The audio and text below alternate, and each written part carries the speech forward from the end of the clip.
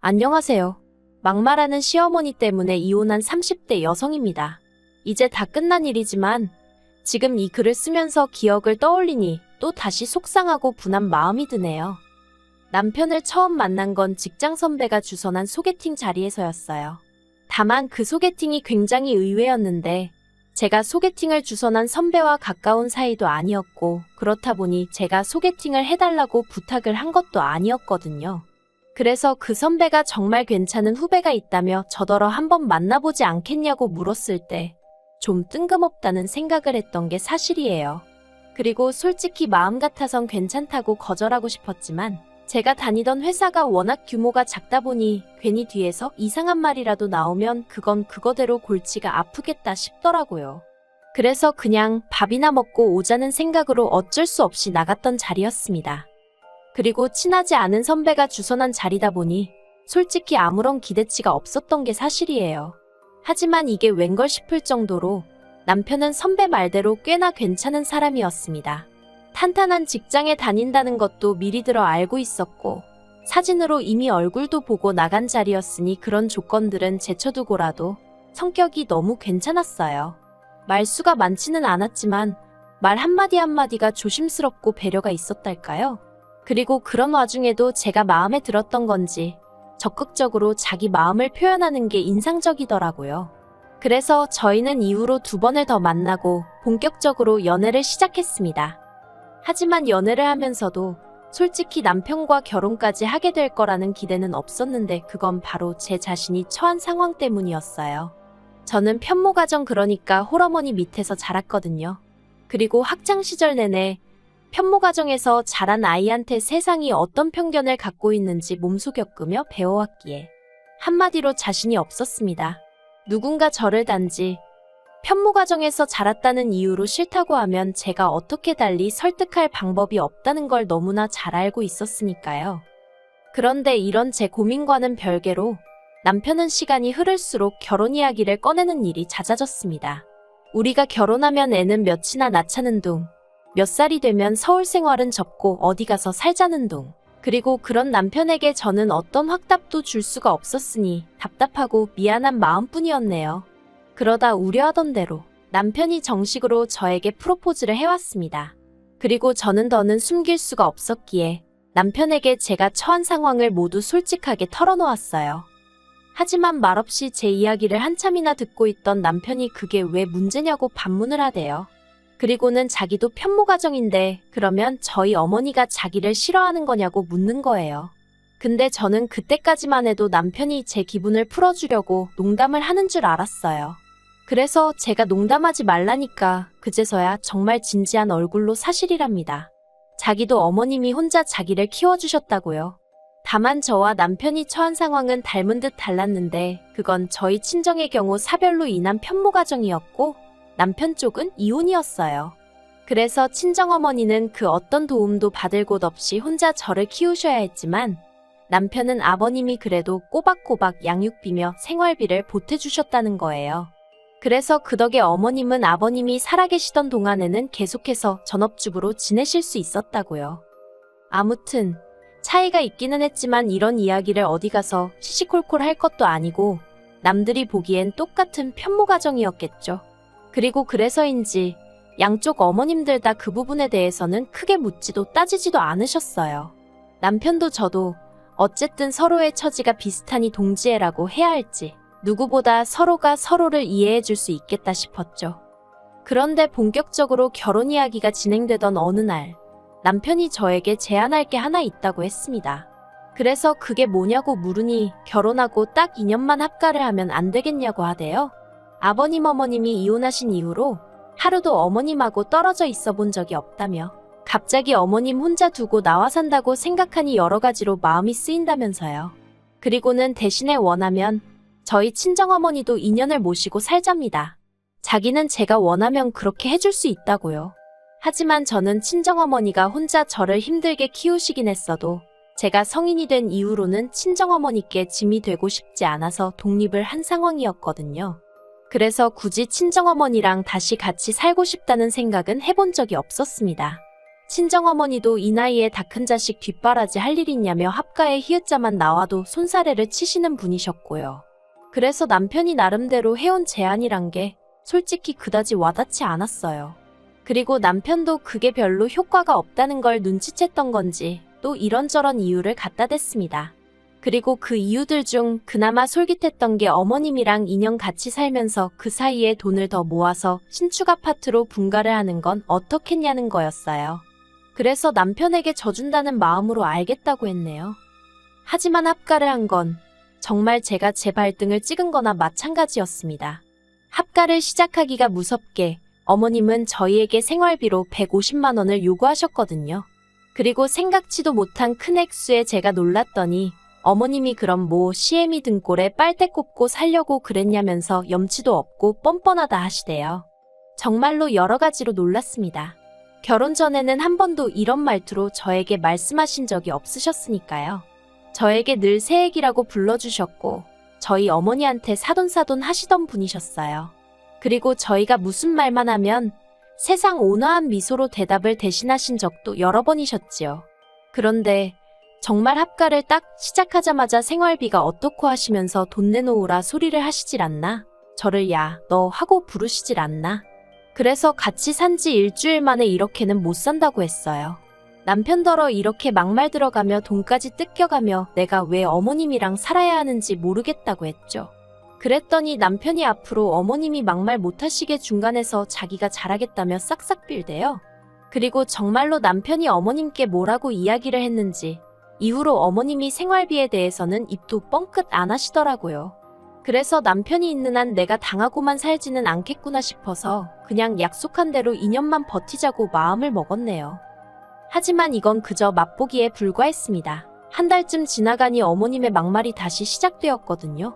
제가 일일이 여기에 적질 않아서 그렇지 매일같이 어머님이랑 붙어있다가 어쩌다 한번 친정어머니라도 만나고 오면 그렇게 니네 엄마가 좋으면 아예 거기 가서 살지 내 집에는 왜 오냐고 하시질 않나.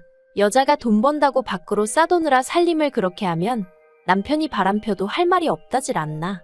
그리고 이때마다 자기가 막아준다며 호언장담하던 남편은 막아주긴커녕 저더러 왜 매번 어머님하고 부딪히는 거냐며 그냥 저더러 참으라는 소리만 해대기 일쑤였어요.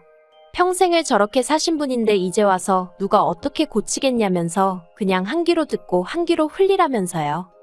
그리고 사람이 왜 매번 같은 일을 하다 보면 특정 부위에 굳은 살이 배기잖아요. 제 마음이 딱 그랬습니다. 하루가 멀다 하고 어머님한테 막말을 듣다 보니 언젠가부턴 웬만한 말에는 크게 충격을 받지도 않았고 상처를 입지도 않았어요. 그냥 또 저러시는구나 하고 많은 수준에 이르렀던 거지요. 한편 친정어머니께서 올해 초 회사를 관두셨습니다. 정년퇴직까지는 아직 몇 년 더 남아있었지만 평생을 일만 하셨다 보니 이제 좀 쉬고 싶다고 하시더라고요. 친정어머니 표현을 빌리자면 그나마 관절이 쓸만할 때 여기저기 놀러도 다니고 누구 엄마가 아닌 여자 누구누구로 살아보고 싶다면서요. 그리고 저는 그런 친정어머니의 결정을 응원하고 지지해드렸습니다. 어머니가 원하시는 건 뭐든지 해보시라고요. 그런데 이 이야기가 보나마나 남편을 통해서 였겠지요. 어머님 귀에도 들어간 모양이었습니다. 저녁 식사 자리에서 어머님이 저더러 니네 엄마 회사 관두냐고 물으시대요. 참고로 니네 엄마 소리가 거슬렸지만 하루 이틀 일도 아니라서 그냥 그러려니 하고 말았어요. 제가 네 하고 대답하니 관두고 뭐 한대냐며 또 물으시길래 여행도 다니시고 좀 쉬고 싶으신가 봐요 했어요. 그랬더니 어머님이 표정을 싹 바꾸시며 말씀하시길 다 늙어서 그게 무슨 추태냐입니다. 저는 제 귀를 의심했어요. 평소에 어머님이 언행이 고우신 분은 아니셨고 그래서 뭐 좋은 소리가 나올 것 같지는 않았지만 그래도 추태라니 기분이 확 상했지요. 그래도 여기까지도 그냥 꾹꾹 눌러 참았지 뭐라 따지고 들지는 않았습니다. 그냥 빨리 대화를 끝내야겠다는 생각뿐이었던 것 같아요. 그런데 어머님께서는 계속해서 가짠타는 표정으로 니네 엄마는 어디서 돈이 나서 그런 생각을 하는 거냐며 저더러 친정에 몰래 돈 주냐입니다. 그리고 그 말에 그때는 저도 짜증이 나서 친정어머니가 직장 생활을 몇 년을 하셨는데 그 정도 여윳돈은 있으시겠죠 하고 대꾸해버렸어요. 그랬더니 어머님이 하시는 소리가 야 니네 엄마 암만 해도 남자 생겼나 보다며 노망난 거 아니냐는 거예요. 정말 그 순간 너무 화가 났어요. 그래서 버릇이고 나발이고 그런 건 생각도 못하고 어머님한테 무슨 말씀을 그렇게 하시냐고 소리를 질렀습니다. 일평생 남한테 손 한 번 안 벌리시고 열심히 사신 분이라고 당신 능력으로 뭘 하고 사시든 어머님이 간섭할 일이 아니라고요. 그리고 저희 어머니가 뭘 하시던 이렇게 뒤에서 남 욕이나 하는 어머님보다는 훨씬 낫다고 해버렸습니다. 그랬더니 뭐 난리가 났지요. 정말이지 어머님이 저한테 세상에 온갖 연자 들어가는 욕은 다 하시더라고요. 그리고 그때 퇴근한 남편이 집안에 들어섰고 눈치가 있으니 분위기가 살벌한 걸 금세 알아채더라고요. 저더러 무슨 일이 있었냐길래 어머님한테 들으라고 했습니다. 기분 나빠서 입에 담기도 싫다고요. 그랬더니 어머님이 또 저러더 미친모라며 욕을 퍼부으셨는데 제가 남편더러 당장 다음 주에라도 분가하자고 그거 아니면 그냥 갈라서 자고 해버렸습니다.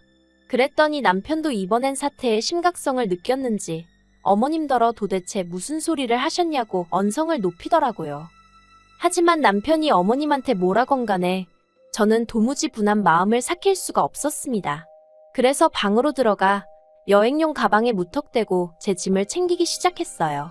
분가까지는 얼마 남지 않은 시점이었지만 그때까지 이 집에 있다간 분가하기 전에 내가 미치거나 죽거나 둘 중 하나겠다 싶었으니까요. 그래서 아무렇게나 짐을 싸서는 방문을 열고 나왔어요. 그랬더니 남편이 이건 또 뭐냐면서 저더러 제발 좀 참으랍니다. 그리고는 한다는 말이 그냥 어머님이 원래 입이 거칠어서 하신 말이지 진짜 장모님더러 노망났다고 한 소리가 아니라는 궤변을 늘어놓대요. 그래서 됐다고 했습니다. 어머님도 당신도 지긋지긋하다고 같이 안 살겠다고요. 그리고는 뒤도 안 돌아보고 친정으로 왔어요. 친정어머니는 저를 보고 깜짝 놀라신 눈치였습니다. 조심스레 저더러 남편하고 싸웠냐고 물어보시는데 저도 모르게 눈물이 터져나오대요. 그간의 서름이 밀려 올라오는 것 같았거든요. 하지만 차마 어머님이 친정어머니께 하신 막말은 전할 수가 없어서 그냥 맞다고 남편하고 싸웠다니까 원래 부부끼리는 다투기도 하는 거라면서 기왕 왔으니 마음 달래고 가라는 거예요.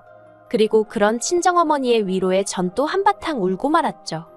그리고 이튿날 저는 회사에 병가를 내고 친정어머니랑 같이 있었어요. 그런데 남편이 회사에 전화를 해본 건지 어떻게 제가 집에 있는 걸 알고는 찾아왔더라고요. 저더러 얘기 좀 하자길래 친정어머니가 걱정하실까봐 집 밖으로 제가 나갔습니다. 그랬더니 남편이 미안하다면서 어머님도 미안해하고 계시다고 이제 그만 집에 가자대요. 그래서 제가 됐다고 했습니다. 그냥 우리 이쯤에서 깔끔하게 헤어지자고 했어요. 밤새 생각해봤는데 어머님만 봐도 역겹고 소름 끼쳐서 이제 두 번 다시 뵙고 싶지 않다고요. 그랬더니 남편이 그새 지 성질을 못 감추고 어떻게 며느리가 돼서 시어머니더러 그렇게 말을 하냐입니다. 그래서 제가 니네 엄마도 우리 엄마한테 노망났네 어쩌네 막말을 하는데 나는 왜 하면 안 되냐고 받아쳤습니다. 그랬더니 그래도 너는 며느리잖아 하는데 답이 없다 싶더라고요. 그래서 남편하고는 결국 이혼을 하게 되었습니다. 그런데 말이 이혼이지 서류상으로는 처음부터 남남이었어요. 다행이라고 해야 할지 합가하는 동안에는 어머님이 남편 돈은 당신이 관리하겠다고 하도 우기셔서 아예 돈 관리는 따로 하고 있었거든요. 그리고 상황이 그렇다 보니 제 돈은 제가 관리하게 되었고 그래서 뭐 혼인신고를 안 했어도 딱히 불편한 게 없었달까요? 그런데 그게 이렇게 도움이 될 줄은 몰랐죠.